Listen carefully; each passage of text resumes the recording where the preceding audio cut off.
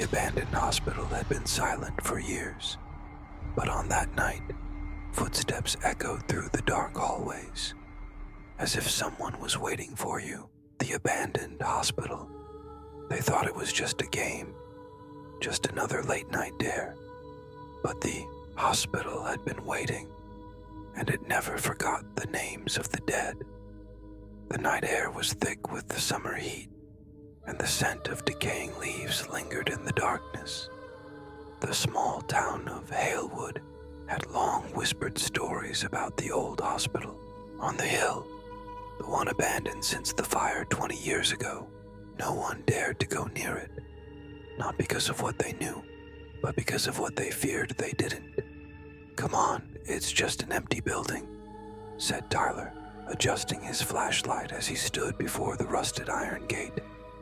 "You said that about the graveyard, and we ended up running from a raccoon that looked like it had rabies," grumbled Maya, her arms crossed but eyes flicking toward the looming building. Logan, the tallest of the group and the self-appointed leader, chuckled. "This is different. This is the ultimate dare. One night inside St. Mary's Hospital, and we all get eternal bragging rights. Plus," added Jenna with a nervous smile, "we live stream this and we might go viral." That was enough to convince them. Teenagers fueled by thrill-seeking, social media clout, and a sense of invincibility they hadn't yet learned to question.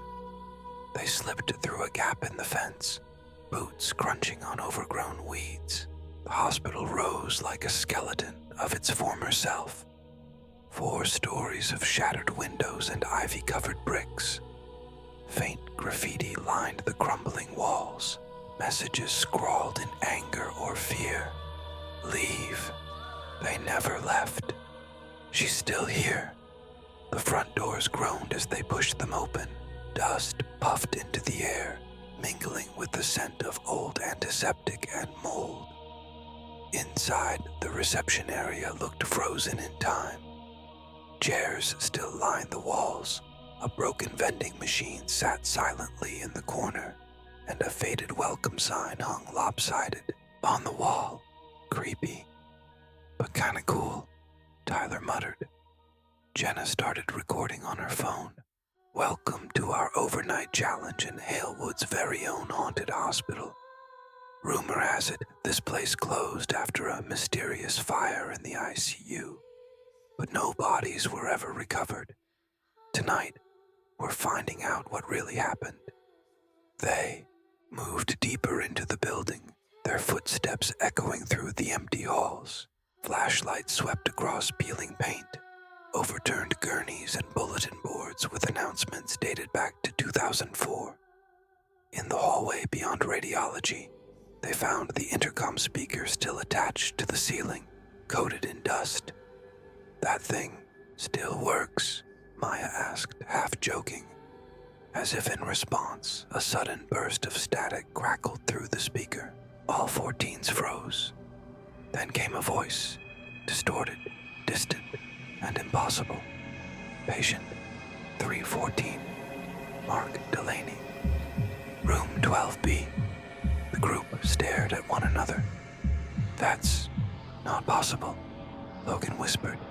"There's no power in this place." Jenna lowered her phone, her expression unreadable.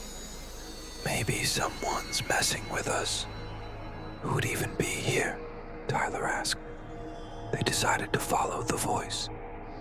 Down the hallway they went, flashlights flickering as if something interfered with the batteries. They passed rusted stretchers and broken cabinets until they reached room 12B. The door creaked open to reveal a small hospital room, the bed still in place beneath a cracked window. But it wasn't the bed that caught their attention. It was the writing on the wall. Scrawled in what looked like faded red marker, in large jagged letters, were the words, "He never left." I don't like this," Maya said, backing away. Suddenly the door slammed shut behind them. Tyler yanked at the knob, but it didn't budge. It's jammed. Then the intercom crackled again. Patient 221, Sarah Holcomb, room 9C. It's listing names, Jenna whispered, like a roll call for the dead. They managed to force the door open and stumbled back into the hallway, panic now setting in. But the corridors had changed. What was once the path back to the lobby was now blocked by collapsed ceiling panels and overturned furniture. Now, wasn't like this before, Logan muttered. We didn't come this way. But the layout had shifted. The hospital was no longer what it seemed. It was alive, changing around them, pulling them deeper. Let's find the staircase. We'll go up, find a window, maybe get signal, Tyler suggested, trying to stay calm. They moved quickly, the creaking building groaning with every step. As they passed a nurse's station, Jenna spotted a faded folder left behind on the counter. She flipped it open. Inside were medical charts, but the names made her blood run cold. Tyler Griggs, Maya Ellis, Logan Carter, Jenna Morse, their names, all listed as admitted. What the hell is this? She whispered. Logan grabbed the file and looked closer. Each name had a room number next to it, the same rooms the intercom had called out. They were being admitted, one by one. Guys, Maya said, her voice trembling, this isn't a dare anymore. Suddenly, a low moan echoed from somewhere above. Not the building shifting, but something, someone. The hallway lights, long dead, flickered once, just enough to reveal a figure at the end of the corridor. A patient in a hospital gown, head tilted at an impossible angle, standing perfectly still. Then the intercom spoke again. Patient 105, Jenna Morse, room 7A. And the lights went out. The hallway was swallowed by darkness. For a moment, no one moved. The only sound was Jenna's shaky breathing as she clutched her phone to her chest. The dim light from its screen casting long shadows on the walls. Did it say? My name, she whispered. It's just a recording, Tyler said quickly, though he didn't believe it himself. A coincidence. Someone could have hacked the system. No one's hacked anything, Logan replied, his voice low. There's no power in this place, no Wi-Fi, no signal. This isn't some prank. Another low moan drifted down the corridor, slow and dragging, like footsteps or something pretending to walk like a person. We need to move, Maya urged, already backing away. We can't stay here. Where's the staircase? Logan asked, shining his flickering flashlight around. There, Jenna pointed. Past the waiting area. I saw a stairwell sign earlier. They hurried down the corridor, careful to avoid debris scattered across the floor. The building groaned again, as if resenting their movement. With every step, the temperature dropped, and a thick, unnatural silence hung in the air. Even their footsteps sounded muted. They reached the staircase and pushed the door open. The air inside was colder, much colder. As they began climbing to the second floor, Jenna lagged behind, glancing nervously over her shoulder. She stopped, there just for a second. In the stairwell below, someone was watching, a pale face barely visible in the shadows, eyes dark and lifeless. It vanished the moment she blinked. Guys, she started, but then the intercom crackled again. Patient 105, Jenna Morse, room 7A. The same voice, calm, monotone, as though it were simply reading a schedule. Logan turned around. We're not going to that room, were sticking together. But as they reached the second floor, the building had changed again. The hallway stretched longer than it should have. Doors they had passed before were gone. Windows were boarded up. The walls were darker here, moist and stained, as though the place itself was bleeding memory. "We just need to find a window," Maya said. "Break it. Climb out." "Won't work," Jenna murmured, her voice distant. "This place, it wants us here." They found room 7A at the end of the hall. Jenna stared at the door like it had called to her, like some invisible thread was pulling her forward. "I think I need to go in," she said suddenly. "No way." Logan stepped in front of her.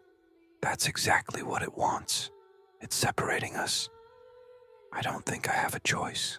Before anyone could stop her, the door creaked open by itself.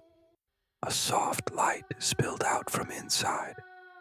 Unlike the rest of the hospital, room 7A looked almost untouched. The bed was neatly made.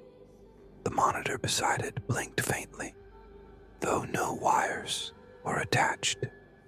A vase of dead flowers sat on the windowsill, and on the nightstand was a photograph. Jenna stepped inside slowly, drawn to the photo like she recognized it before even seeing it. When she picked it up, her breath caught. It was her family, her parents, her younger brother, all standing in front of their old house. A photo that was never taken, at least not by anyone she remembered. "How is this here?" she whispered. Behind her, the others stood frozen at the doorway, unable to cross the threshold. Something unseen was keeping them out. "Jenna," Maya called, "come back." But Jenna was staring at the wall now. Names were written there, rows and rows of names in red ink. Some were crossed out, some faded. At the very bottom, the latest one had just appeared. Jenna Morse. Admitted. "No," she whispered. "No, I didn't." The photo in her hand turned cold. The edges curled, and then it burned, slowly, from the center outward, turning to ash in her palm. That snapped her out of it. She ran to the door, and the invisible barrier vanished. Logan yanked her out, and the door slammed shut behind her. "Are you okay?" Tyler asked, gripping her shoulder. Jenna nodded, but her eyes were hollow. "It showed me things that shouldn't exist." They didn't speak for a while, just walked silently down the hall, flashlight beams jumping nervously across the walls. Every few minutes, the intercom would crackle again. "Patient 220, Maya Ellis, room 3C. Patient 306, Tyler Griggs, room 11A. "I don't want to know what's in my room," Tyler said, trying to laugh. But the sound was dry. As they moved deeper into the hospital, the building began to feel less like a place and more like a maze.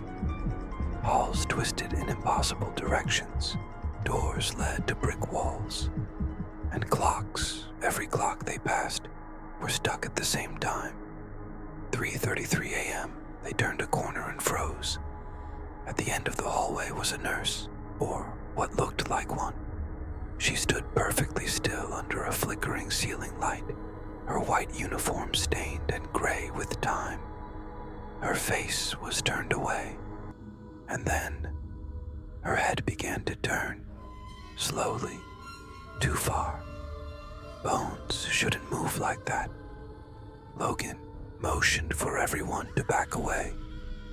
But as they turned around, the hallway behind them had changed again. Now, it was a row of rooms, each with one of their names scratched onto the door. They were surrounded. "We're not playing this game," Logan said, pulling open a door at random and stepping through. But instead of another hospital room, it was the lobby. The same lobby they had entered through hours ago. It's back to normal?" Tyler asked. The hospital was quiet again. No voices, no lights, no blood on the walls. Just dust, silence, and that same smell of old medicine and time. For a moment, they dared to believe it was over. Then the intercom buzzed one more time. "All patients have been admitted," and the front doors slammed shut. The echo of the front doors slamming shut rang through the dusty lobby like a warning. The teenagers stood frozen, staring at the entrance, now sealed tight with rusted metal bars. None of them had seen those bars when they first entered. "It was open before," Maya whispered. "There was no gate, I swear it." "It wants us here," Jenna said, her voice low and hollow. "It doesn't just want to scare us, it wants to keep us." "We need to find another exit," Logan said, scanning the room. "Stairwell, back door, anything." Jenna walked over to a nearby reception desk. The dust was so thick it muffled her footsteps. Old papers lay scattered on the counter. Faded charts, name tags, rusted pens. She wiped off a small sign behind the glass window. "Admissions office, level B1. "There might be something there," she said. "A patient log, something that explains what this place is." "No," Maya said quickly. "You saw what happened last time we followed the signs. That room, 7A, it showed you things. I don't care. I want answers." "We'll go together," Logan said. "No one goes off alone." They made their way to a stairwell marked lower levels. The steps creaked under their weight. The farther they descended, the colder it became. Not just temperature, but atmosphere. It was like walking into the memories of the building itself. The basement was darker than the floors above. Their flashlights barely cut through the thick shadows. Walls were lined with cabinets and rusted filing drawers. Faint whispers echoed through the corridor. Too faint to understand, but unmistakably human. "This is where they kept the records," Jenna said, running her fingers along the drawers. Each label was typed with a patient number and name. Many had been scratched out violently. Logan opened a drawer and pulled out a folder. Inside was a black and white photograph of a man strapped to a hospital bed. The name at the top read, "Patient 134, Daniel Griggs." "Wait," Tyler took the folder. "That's my uncle's name." "You sure?" Maya asked. "Yeah. He died before I was born. My dad barely talks about him. He said he disappeared." Logan flipped to the last page. The final note read, "Patient became unresponsive. Claimed to hear his name on the intercom nightly. Transferred to room 11A. Never discharged." "Room 11A," Tyler said slowly. "That was my room." He dropped the folder like it had burned him. "This can't be a coincidence," Maya whispered. "It knows who we are. It's not random. We were brought here." Jenna wandered deeper into the records room, drawn to a single light bulb swaying above an open desk. Papers fluttered, though there was no breeze. She picked one up. It was newer, cleaner. The ink hadn't faded. "Patient 237, Jenna Morse. Admission date, tonight room, 7A. Status, awaiting discharge." Jenna's heart pounded. She flipped to the back page, hands trembling. "Patient responsive. Shows signs of recognition. Susceptible to influence. Facility recommends permanent admission. No, she said aloud. I'm not staying. Behind her, a file drawer slammed shut on its own. Another opened, then another. The sound grew louder until it was like the whole room was alive, angry. Run, Logan shouted. They bolted from the records room, the filing cabinets rattling violently. Behind them, as they sprinted down the hall, the intercom buzzed once more. Discharge denied, patient files incomplete. They reached the stairwell and clambered back to the first floor, breathless and shaking. The hospital lights flickered to life, but they didn't feel comforting. The flicker wasn't consistent. It pulsed like a heartbeat, slow and deliberate. Jenna stopped near the lobby and looked at a framed photograph on the wall, one she hadn't noticed before. It showed the original hospital staff, all standing in front of the building. She leaned closer and her breath caught. In the back row was her father, much younger, wearing a doctor's coat, standing with the others. Guys, she called, pointing. That's my dad, but he never said he worked here. Maya stepped forward. Are you sure it's him? Yes. That scar on his chin, the way he stands. That's him. As they stared at the photo, something behind the glass began to move. Very slowly, the eyes of each person in the photograph shifted. Looking directly at them, they stumbled back. The glass cracked, a thin line splitting across the frame like a warning. We need to get out of here now, Logan said firmly. This place is tied to us, our families, our memories. But we don't belong here. There's a fire escape, Maya said suddenly. Back when we were exploring the second floor, I saw a metal ladder outside a window. They rushed upstairs again, back to the second floor, moving quickly past the rooms with their names still etched on the doors. When they reached the end of the hall, Maya pointed to a small utility room. In there, Logan kicked the door open.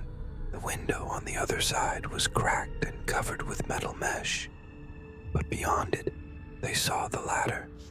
Finally, Tyler said, grabbing a chair to smash the glass. But before he could swing, the intercom crackled again. Louder this time. It sounded angry, distorted. Patients attempting escape. Readmit immediately. And then from the hallway behind them came the sound of footsteps. Not one set, many, slow, deliberate, getting closer. Maya screamed. They're coming! Break it! Logan shouted. Tyler slammed the chair into the window. Once, twice. On the third hit, the glass shattered inward. Cold air rushed through the hole. Go, now. One by one, they climbed out, hands bleeding. From the glass, the metal ladder was slick with frost, but it held.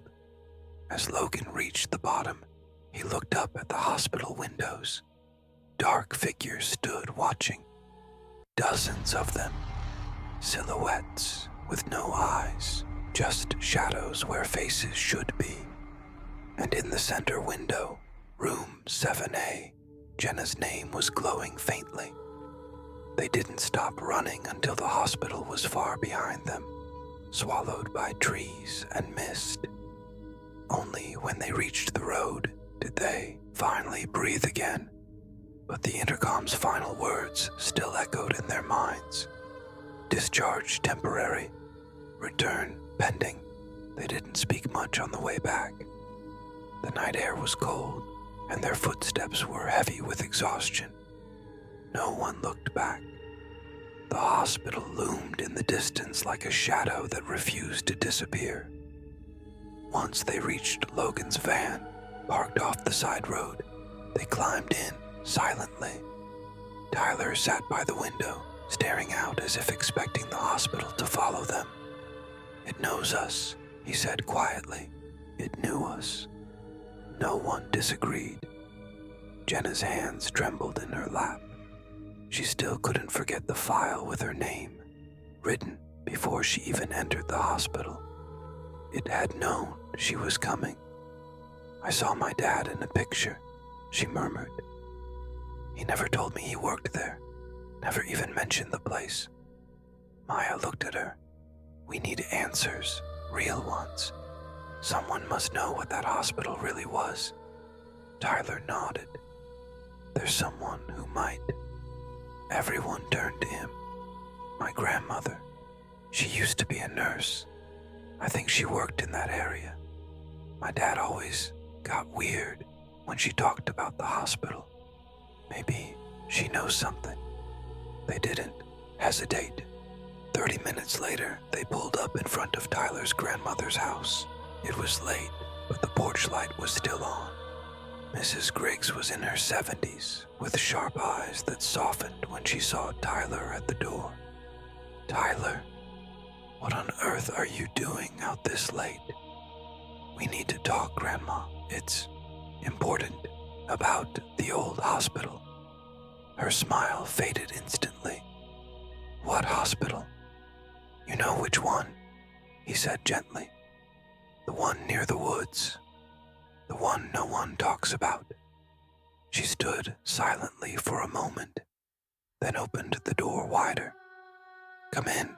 They sat in the small living room, the ticking clock the only sound for several seconds. Then she spoke, her voice low. "I never thought you kids would find that place. We did everything we could to bury it." "You worked there?" Jenna asked. Mrs. Griggs nodded slowly. "Many years ago, back when it was called Ashbine Medical Center.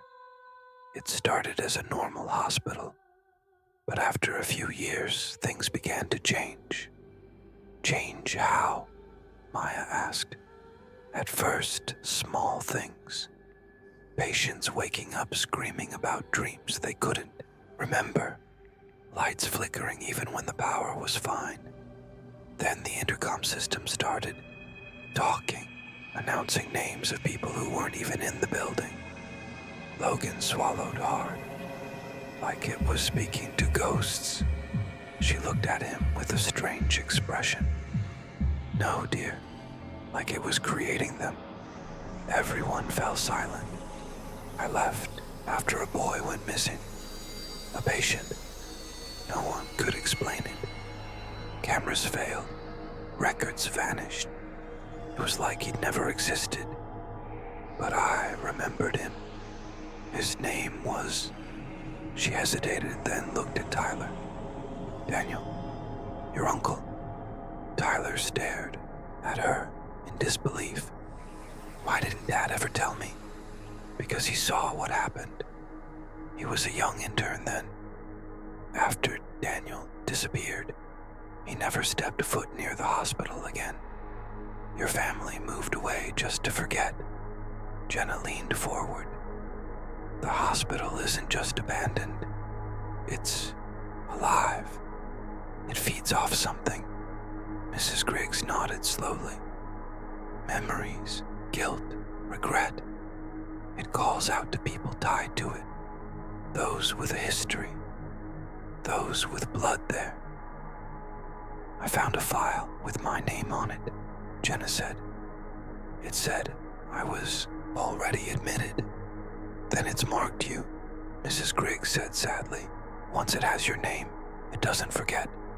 Some say it was built over something cursed. Others say the experiments in the mental health wing awakened something. But whatever it is, it wants people to stay." Logan stood up. "We have to go back." The others looked at him in disbelief. "Go back," Maya said. "Are you serious?" "There's no choice," he replied. "If we run, it'll keep calling us. One by one. Jenna's already been claimed. Maybe the rest of us too." Tyler clenched his fists. "My uncle's name was on the list. I want to know what happened to him." Mrs. Griggs looked at them all with quiet sorrow. "If you're going back, there's something you need to take." She left the room and returned with a small wooden box. Inside were old keys, a cracked ID badge, and a faded blueprint of the hospital. "This map shows the original structure before they sealed off the lower floors," she said. "There's a hidden tunnel, a service passage for maintenance staff. It leads to the old psychiatric wing. That's where everything started." Jenna took the blueprint carefully. "Thank you," Mrs. Griggs nodded. "One more thing. If you hear your name on the intercom again, do not respond." They returned to the hospital just before dawn. The sky was a deep gray, and fog had begun to settle again over the trees. The building stood silently in the clearing, unchanged, yet somehow darker. They entered through the same broken window, flashlights flickering weakly in the dim light. The hallways were colder now. The walls seemed to breathe. Using the blueprint, they located a locked panel near the east wing. Logan used the keys from the box and opened it, revealing a narrow tunnel that sloped downward. The air inside smelled of dust, rust, and something older, like forgotten time. "Let's finish this," Jenna whispered. They stepped inside, the door clicking shut behind them. The narrow tunnel felt endless. Every footstep echoed off the walls, swallowed quickly by the silence. The air was stale, heavy with the scent of mildew and rust. Logan led the way, holding the blueprint in one hand, a flashlight in the other.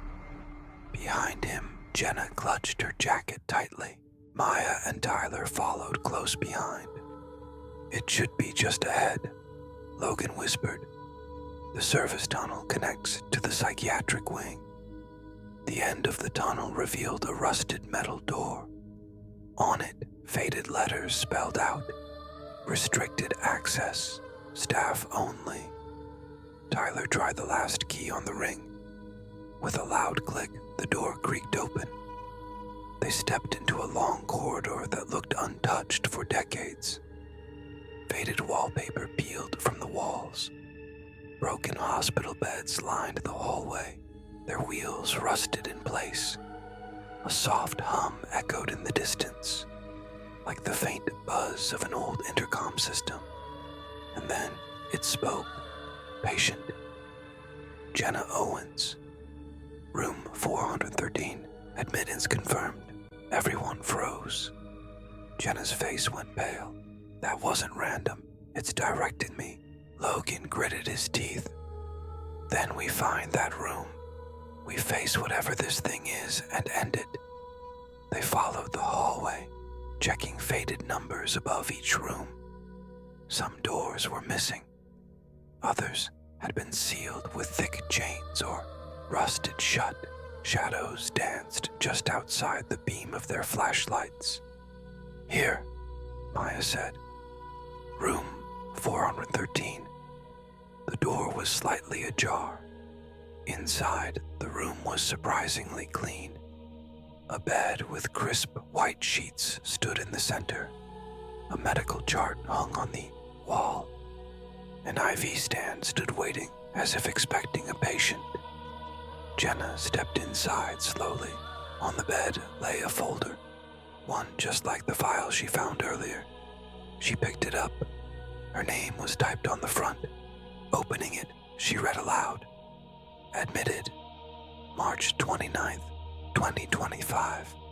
Symptoms: nightmares, hallucinations, delusions of familiarity with surroundings." Tyler frowned. "That's today." Jenna turned the page and gasped. There was a photo of her, not from earlier, not from now, from when she was a child. "I never came here," she whispered. "I never." Maya touched her shoulder. "Are you sure?"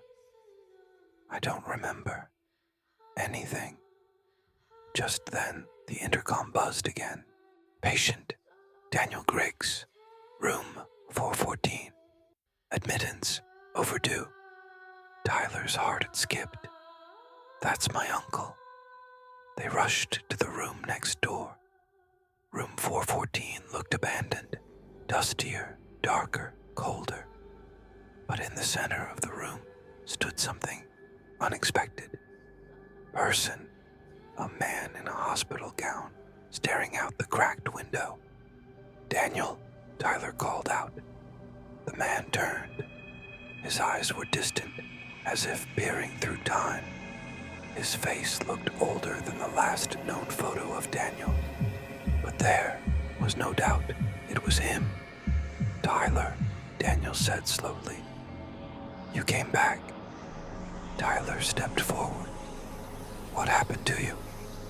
Daniel looked down. I never left. Logan moved beside Tyler. How have you survived down here? I haven't, Daniel whispered. This place doesn't let go. It remembers everything, everyone. I tried to forget, tried to disappear, but memory is what keeps it alive. Jenna's voice trembled. What is this place, really? Daniel looked at her. It started as a hospital, but it became something else. People say it's haunted, but it's more than that. It absorbs the pain of those who enter. Guilt, regret, loss, and it grows. Maya asked, Can we stop it? Daniel nodded slowly. If it no longer has a reason to exist, he walked over to the wall and pressed on a panel. A section of the floor slid open, revealing stairs leading downward. To the generator, Daniel said. That's where the old hospital's heart still beats. They descended in silence. The basement was cold and humming with old power. In the center stood a machine unlike anything they'd seen before. Half mechanical, half organic, pulsing like a heartbeat. The hospital's memory core, Daniel said. Every patient record, every scream, every name, stored here. Logan stepped forward. If we shut it down, it forgets, Daniel finished, and it dies. But there's a cost, Daniel added, looking at Jenna. You were admitted. It marked you. If it forgets, it may take you with it. Jenna stared at the core. The machine pulsed louder now. Images flickered across nearby screens. Her childhood, her face in the mirror, shadows behind her. The hospital had been watching her for years. It's been with me my whole life, she said. Maybe this is the only way I'll ever be free. No, Tyler said firmly. There has to be another way. Jenna turned to the others. This place, it doesn't just feed on fear. It creates it. It makes us question ourselves. Wants us to believe we're trapped. She looked at the machine, then closed her eyes. I don't accept that. With sudden resolve, she reached out and pulled the central lever on the generator. Alarms blared. The machine sputtered. Sparks flew. The room shook. A deep groan echoed through the building, like the hospital itself was screaming. Lights flickered and went dark. And then, silence. When they opened their eyes, the basement was empty. No generator. No screens. Just a dusty, unused storage room. They hurried upstairs. The hallways were clean, quiet. The walls were whole. The air smelled normal. Even the paint was fresh, as if decades of rot had vanished in an instant. Outside, the morning sun had risen. The hospital was gone. Not in ruins, just a clean, empty building, like it had never been haunted at all. Jenna looked back one last time. No intercom, no voices, just peace. As they walked away, Tyler glanced at her. You okay? Jenna smiled faintly. For the first time in years. I think I am.